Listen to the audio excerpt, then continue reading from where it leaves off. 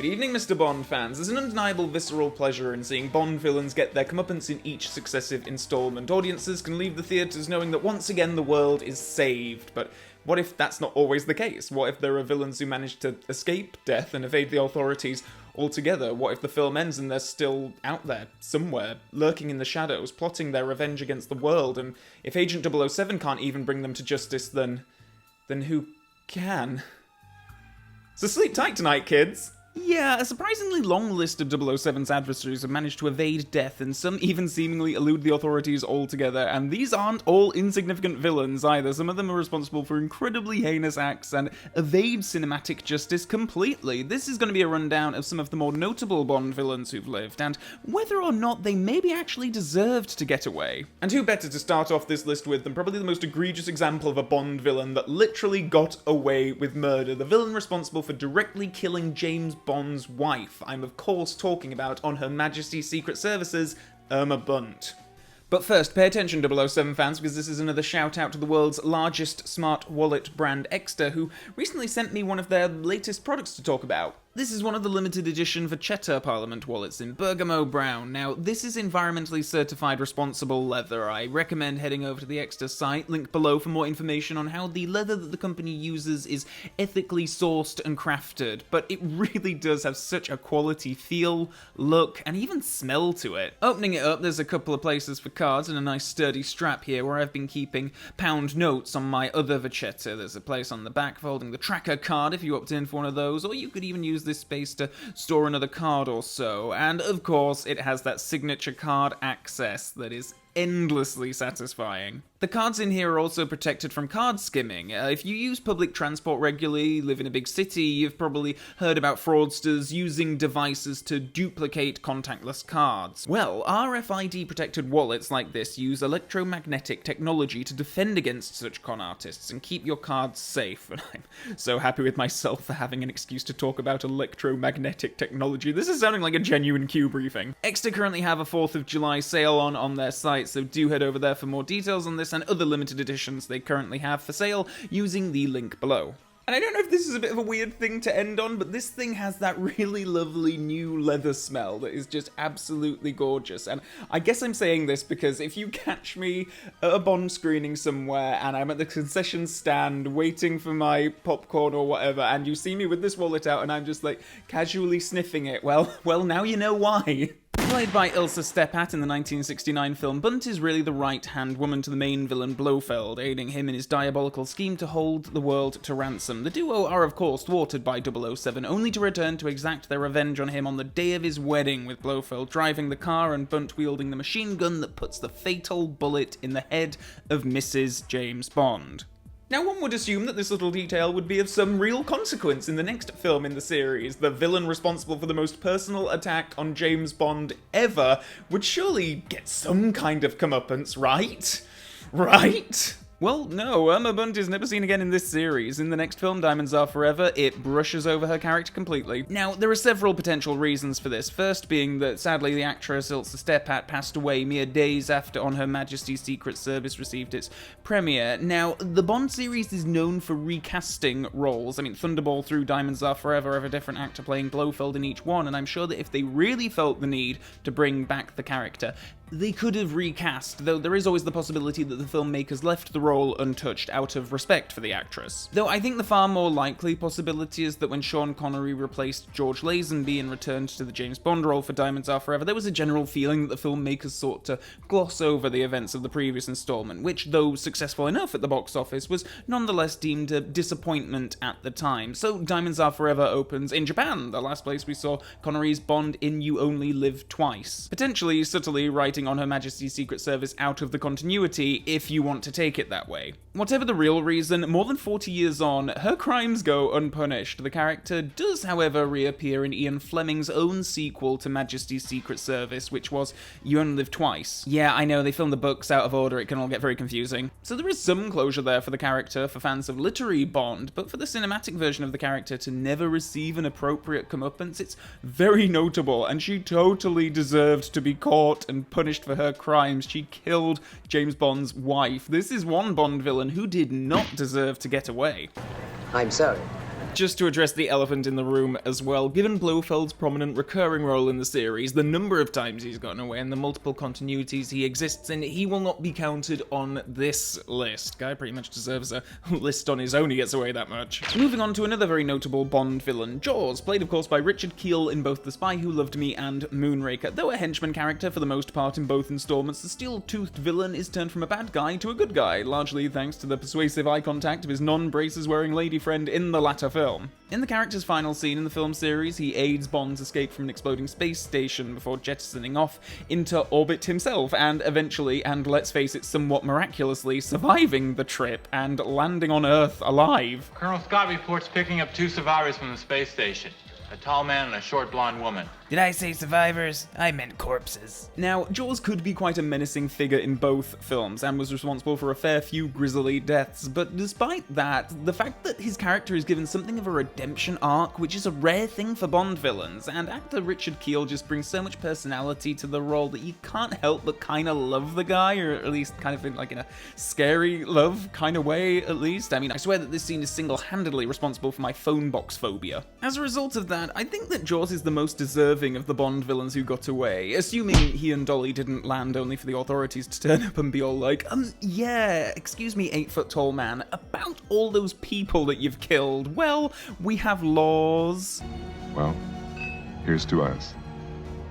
Bit of a more obscure one here, but worth a mention due to his possible death being cut from the final film. Guy Haynes, played by Paul Ritter in Quantum of Solace, has minimal screen time, but gets name dropped quite a bit throughout the film, and as special envoy to the Prime Minister and a member of the evil organization Quantum, he's clearly set up as He's a person of extreme interest. In the end, the character appears in a single scene and is never seen again. Quantum of Solace famously had its initial ending deleted, in which Bond would have arrived at Guy Haynes' estate to interrogate the character about his villainous affiliations, as well as take out Mr. White while he's there. I've seen conflicting reports about whether Bond was indeed going to be seen killing Haynes, or if that was going to be the implication of the sequence, or whether it would have been more ambiguous. The scene is clearly no longer canon, given that Mr. White's reappearance in Spectre changes the whole intention of it, but maybe it'll get released someday and we'll have these answers as to what was originally intended. As for the character himself, to say he gets a good deal of name-dropping and other characters talk about him a fair bit during the course of the film, it's a shame that there's no wrap-up, and with the actor Paul Ritter very sadly passing away in the Daniel Craig era being less inclined to recast than previous Bond eras, I don't expect we'll ever know what supposedly happened to Guy Haynes, which is a real shame, and another Bond villain that I think is most undeserving of getting away. The weirdest thing about General Koskov from The Living Daylights is that the character kinda does have a death scene. He just happens to survive it. How the heck does that guy come out of that with his life? I mean, he's wasted in the KGB. They should be sending him back in time to kill Sarah Connor. The character, played by Jeroen Krabbe, is one of a pair of main villains in the film, but certainly the most prominent when it comes to screen time, and yet it's Brad Whitaker who gets to have the full-on proper showdown with James Bond at the end of the film. Now, Koskov is arrested, and it doesn't sound like his future prospects are going to be all that pleasant. Put him on the next plane to Moscow. Oh, thank you, General. Thank you so much. Thank you. In the diplomatic bag. But we never get a 100% confirmation as to the character's fate. Was he executed, or did he survive? Well, it's the latter if you count 007 Racing as canon. And who doesn't? Where the villain inexplicably reappears for some reason, but for The Living Daylights itself, I think it's a shame that we don't see the character have a final showdown with Bond, particularly as he's a more memorable adversary than Brad Whitaker was in the film. So while he certainly didn't get away, I think he's still somewhat undeserved of the fate that we leave him with in the final film. Superb, Mr. Bond, superb. One of the more comedic henchmen here, Professor Joe Butcher, played by Wayne Newton, in one of the darker 007 entries actually, Licensed to Kill. Butcher presents as a televangelist, but is really operating his meditation institute as a front for drug lord Franz Sanchez. The character has a small part in the film, but a memorable one, thanks to the actor's profile and the fact that he's one of the more comedic parts in a rather tonally serious entry. As such, it's hard to feel cheated when his final scene of the film is played for laughs, and despite him being involved in some incredibly dark villainous scheming here, it would have felt odd to bump off such a character responsible for bringing such levity to the film. So on this basis, Professor Butcher gets a pass from me. Bless your heart. Definitely one of the most memorable Bond henchmen in the entire series. Knickknack, played by Hervé Villachet in The Man with the Golden Gun, where he's the assistant to Francisco Scaramanga, performing tasks you'd expect of any manservant, like fetching Tabasco and operating the personal funfair animatronics. Once his boss is killed, the character attempts to get revenge on Bond, only to be stuffed in a lobster trap and run up a mast, presumably to be apprehended by the local authorities of whichever port Bond decides he's going to sail into. I actually think that this is quite a weak end for the character, and the final fight with Bond is played for laughs more than anything particularly exciting. Personally, I'd have loved it if Knickknack had had some kind of gadget or elaborate weapon to make this a bit of a fairer fight, because as it stands, it's a bit of a damp squib of a fight to end the film on. When the villain's main attack is kicking Bond in his shins, you know we're in trouble. In the context of what we actually get in the film, it would have been unnecessarily cruel for Bond to kill Knickknack in this context though, so he's another one who I think kinda deserves to get away with his life intact at the end of this, and as such gets a pass from me. I kill you if you don't let me out of there! Ow! Let me out, you big bully! Shut up. A couple of hench people here who made out of the series with their lives from Dr. No, Miss Tarot, played by Zena Marshall, and the character credited as photographer, played by Marguerite Lawaz. The former character definitely has the bigger role in the film, playing her part in a somewhat elaborate trap to have 007 killed before Bond has her arrested after at least a couple of rounds of sex. The character doesn't take this so well and spits in Bond's face before being driven off and never seen again. I think this is a perfectly fitting fate for this character in this context. It would have been very weird if Bond had to kill Miss Tarot in a similar way that he would have to go on to kill Professor Dent, so Tarot gets away with incarceration, and who knows how many years she gets. I mean, is there a limit on the numbers of years served in prison for helping a mad doctor try and destabilize the US space program? The photographer, meanwhile, makes out of the film completely scot-free, albeit the character only appears in a couple of scenes and doesn't have too big a role in proceedings, but she's so aggressive, and the way she slashes at poor Quarrel's face, she's a really nasty character to make it out of things with just a slap on the wrist. I'd have preferred to see this character get arrested or receive some kind of comeuppance other than just, I don't know, losing out on expenses for the ruined film. You'll be sorry. You'll all be sorry, you rats!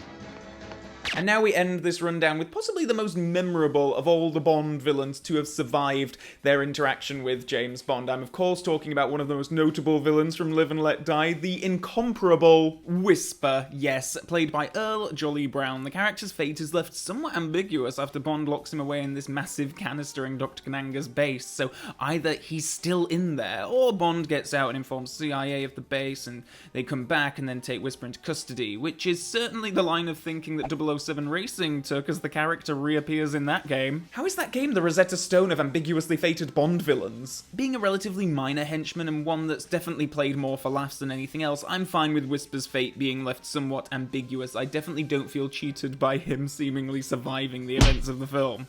But wait, there's another Live and Let Die henchman who escapes death, you say? Why, of course, Baron Samadi, probably the most egregious example of a Bond villain escaping death, given that the character is seemingly killed by Bond, only to be resurrected for a final stinger, laughing gleefully at the camera as the film ends. Now, I don't want to get into the technicalities of whether or not voodoo magic is canon in the Bond series. Do you want to read my thesis? But suffice to say, I think it's a really awesome little coda for the film, and given that the character is just a whole load of fun, and his seemingly final showdown with Bond is kind of disappointing, I'm happy to think of him just riding around on the front of a night train laughing manically for the rest of eternity. Baron Samedi makes out of the series alive, or at least undead, and I wouldn't have it any other way. Let me know your thoughts in the comments section down below. This is certainly not a comprehensive list, and there are very definitely other ambiguously fated Bond villains littered throughout the series, but these were the ones that made the most impact on me, so if I have missed out any of your favourites, please do let me know in the comment section below. Also below, please do consider clicking the subscribe button and the Mrs. Bell button as well to stay well up to date on future video uploads I make on this channel, as well as just generally helping a fella out. The more subscribers you have, the more likely your